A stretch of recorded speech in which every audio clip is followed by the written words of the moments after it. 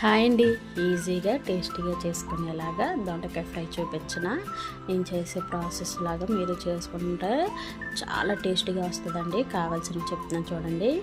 కారం, సాల్ట్, ఉప్పు, పసుపు, గరం మసాలా, కార్న్ పౌడర్, మళ్ళీ అందులోకి మనకి శనగపిండి కొంచెం వేసుకోవాలి, ఎక్కువ వేసుకోకూడదు. కార్న్ పౌడర్ వేసుకోవాలి. తర్వాత బియ్యం పిండి ఉన్నా మీరు వేసుకోవచ్చు, నాకు కాలేదు, నేను స్కిప్ చేస్తాను. తర్వాత అందులో కొంచెం అల్లం వెల్లుల్లిపాయ పేస్టు, చిన్న కప్పుతో కొంచెం పెరుగు వేసుకొని అవన్నీ బాగా మిక్స్ చేసుకోవాలండి. ఎంత బాగా మిక్స్ చేసుకున్న వాటికి పట్టిస్తే అంత బాగా పడితే అంత టేస్ట్ వస్తుంది అన్నమాట.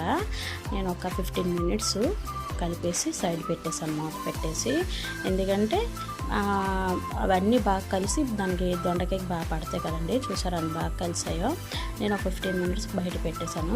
తర్వాత బ్యాండీ పెట్టుకున్నాను. ఆయిల్కి బ్యాండీ పెట్టుకొని ఫస్ట్ ఒకటి వేసాను అనమాట. ఆయిల్ హీట్ ఎక్కిందో లేదా అనేది. నేను ఇప్పుడు అలాగే వేస్తాను, ఏ ఫ్రై చేసినా. అప్పటికి ఆయిల్ హీట్ ఎక్కలేదు. తర్వాత 15 మినిట్స్ తర్వాత మళ్ళీ ఆయిల్లో పెడితే బాగా హీట్ ఎక్కింది. చూసారా దొండకాయలు వేయగానే ఆయిల్ అంత బాగా పొంగుతుందో, చాలా క్రిస్పీగా వస్తాయండి.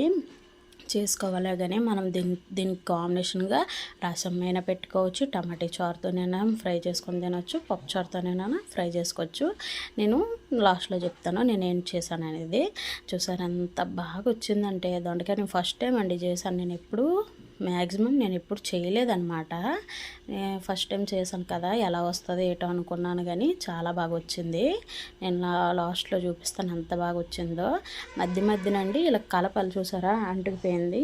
ఎందుకంటే నేను బియ్యం పిండి వేయలేదు. బియ్యం పిండి వేసుకున్నా ఇంకా బాగుంటుంది, క్రిస్పీగా వస్తాయి అన్నమాట.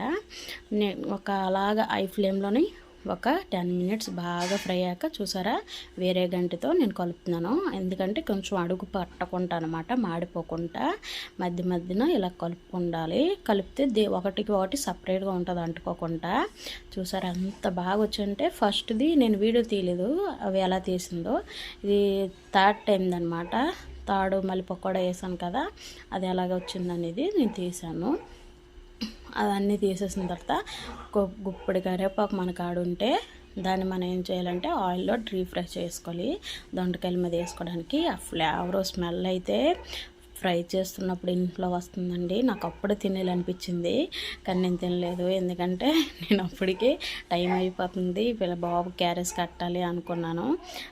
ఆడు మార్నింగ్ లేసి నాకు ఫ్రెంచ్ ఫ్రై కావాలన్నాడు. నేనేం ఫ్రెంచ్ ఫ్రై గట్టి ఇప్పుడేం చేయలేను అనేసి, మరి ఎలాగో పప్పుచారు చేస్తున్నాను కదా అనేసి దొండకాయ ఉంటే దొండకాయ ఫ్రై చేశాను అనమాట. నేను నైట్ అనుకున్నాను చేయాలని. చూసారు ఎంత బాగా వచ్చిందంటే. మీరు కూడా ఇలాగే ట్రై చేయండి. టేస్ట్ వేరే లెవెల్లో వచ్చింది, చాలా బాగుంది. నేను అసలు ఎక్స్పెక్ట్ చేయలేదు ఇలా వస్తుందని కూడా. దీనికి కాంబినేషన్గా నేను పప్పుచారు చేశాను. పప్పుచారు వీడియో నేను తీయలేదు, తాలింపు పెట్టినప్పుడు మటుగా వీడియో తీశాను. ప్లీజ్ నా వీడియోస్ చూస్తున్నారు, ప్లీజ్ లైక్ అండ్ సబ్స్క్రైబ్. వీలుంటే షేర్ కూడా చేయండి. ఓకేనా? Bye bye.